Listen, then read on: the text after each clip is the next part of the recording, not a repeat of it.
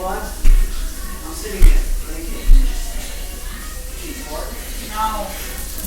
It became increasingly evident that Daleski was fascinated with organs, and often talked about breaking children's necks and wondering how the human body would function without certain organs.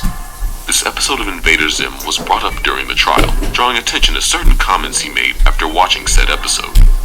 However, the two teens that testified stated that he was just joking about those comments. Although, those same teens also stated that he is not violent, and that's clearly false. So, could this episode of Invader Zim have actually inspired a real-life murder? It's hard to say without any conclusive evidence, but it's entirely possible that it didn't help if those ideas were already present in Daleski's mind.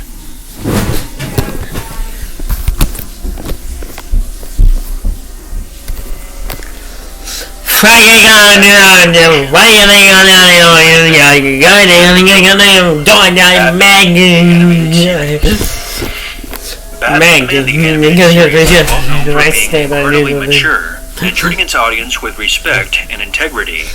Some heavy themes are addressed in this show, and its willingness to never speak down to kids is one of the reasons why it has become, in the eyes of many, the definitive animated version of the Caped Crusader. Of course, in not shying away from more mature and dark themes, some disturbing moments naturally come with the territory. Given how many there are throughout the series, we will be focusing on 3 of them as opposed to just 1. The first of these moments comes to us from the episode On Leather Wings. In this episode, we are introduced to the Man-Bat, a creature who is being mistaken for Batman. Man-Bat is actually a researcher named Kirk Langstrom, who was transformed into the creature after an experiment researching bats as the next evolutionary step went wrong. When Kirk reveals who he is to Batman, he then transforms right before his eyes, complete with demonic laughing, close-ups of his teeth, and his body changing while his clothes rip off to reveal his new terrifying form. I'll be on the cover of Young Genius magazine for sure! Whoa! Whoa!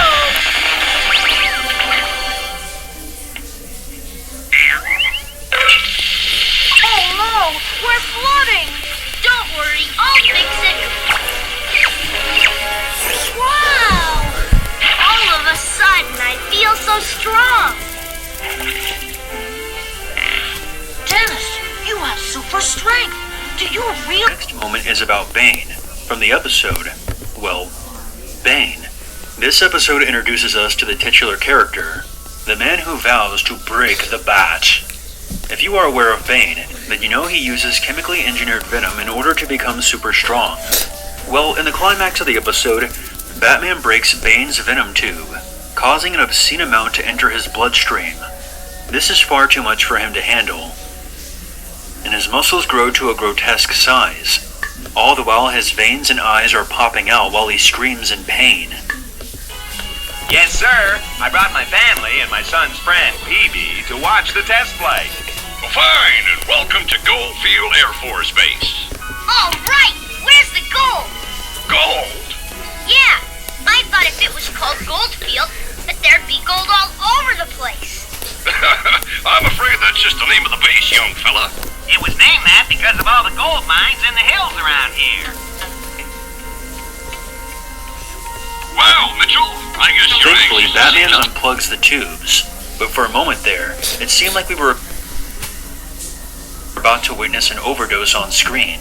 Our last moment comes from the episode The Laughing Fish, in which the Joker unleashes a toxin into the Gotham City harbor that causes all the fish to mutate into a Joker fish with a big toothy smile. Turns out the chemical is non-lethal to humans, and the Joker simply wishes to trademark the fish and gain a percentage over all that are sold. A worker at the harbor tells the Joker that fish cannot be trademarked since they are a natural resource, to which the Joker responds with a threat.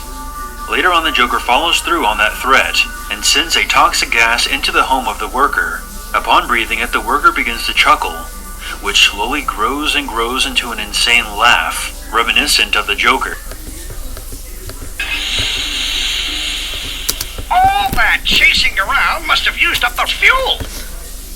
Why, I'll get the little... You won't be getting anyone. Despite the deranged smile on his face, you can tell by the look in his eyes how much pain he's in. Batman shoots him with an antidote, but the image will forever be burned in our skulls. Exactly how much pain is the Joker actually in? We will never know. And maybe that's for the best.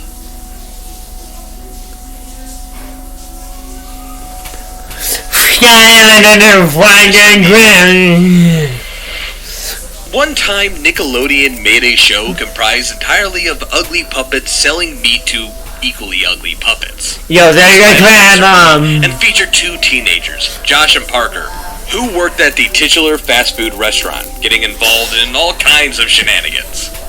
The show was not received well, especially by vegetarians and parents who did not appreciate the abundance of meat and gross-out humor. The network received many petitions to end the show, which may have played a part in its ultimately short existence. Despite that, it managed to introduce a gross amount of disturbing moments during its 2-season run. The most infamous being the tapeworm in the episode Mooch Master P. The episode starts with Parker mooching off of Josh's lunch, much to his annoyance. He continues to mooch off of everyone in the food court until he has earned the title the Mall Moocher. He eventually stoops to the low level of eating the raw burgers they plan on serving to customers. However, strange things begin occurring after eating the raw burger. Parker finds that food is disappearing right before his eyes, before he can even eat it. He's unable to deliver food orders either, as those disappear into thin air. Josh records Parker trying to eat, and then plays it back in slow motion, revealing that an enormous tapeworm is now living inside of his stomach, thanks to the raw burger he ate. The two get the tapeworm out, yanking it from Parker's stomach and into his arm, where it writhes around chaotically. If you like. No one is interested in that loser game. It's nothing compared to this amazing game station. Enough is enough. Come on, man. Put that up in your thing and get dressed. Are you ready to have your mind blown away by these awesome graphics that are part of the Game Station Deluxe Ultra 360 edition? Yeah, Pizza Steve. Well, you just sit back and strap in, because Pizza Steve is about to plug us into a world of technological Afterwards, an Australian man comes up and asks to buy it for a zoo. The boys agree, they hand it over to him, and then the man swallows it whole. I got two of these. That's right. That's right.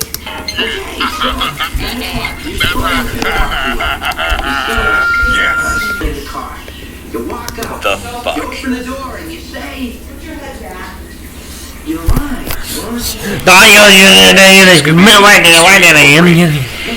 Despite being named Wrath of Krampus, this is not a Christmas episode of Scooby-Doo Mystery Incorporated. Talk about a missed opportunity.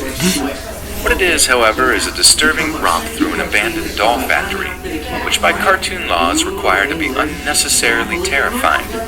Shaggy calls it uber creepy, which is an understatement given that the factory is full of ultra-realistic dolls, clashing with the show's simple and cartoony art style.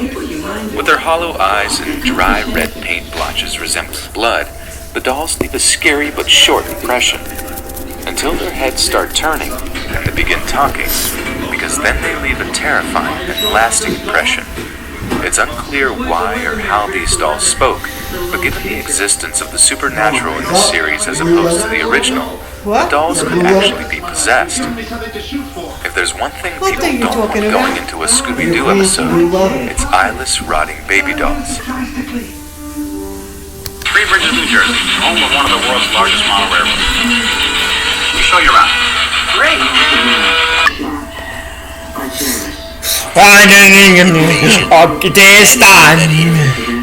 In one of a few half-hour-long specials of Ed, Ed, and Eddie, titled The Eds Are Coming, Jimmy has a nightmare where aliens attack the cul-de-sac. Actually takes a whole area away. Hearing the premise, and knowing the nature of the show, one might assume that the nightmare is very comedic, with the stereotypical little cavemen aliens invading with ray guns. Instead, however, we are treated with a massive buzzsaw slamming down out of nowhere. A hellish purple vortex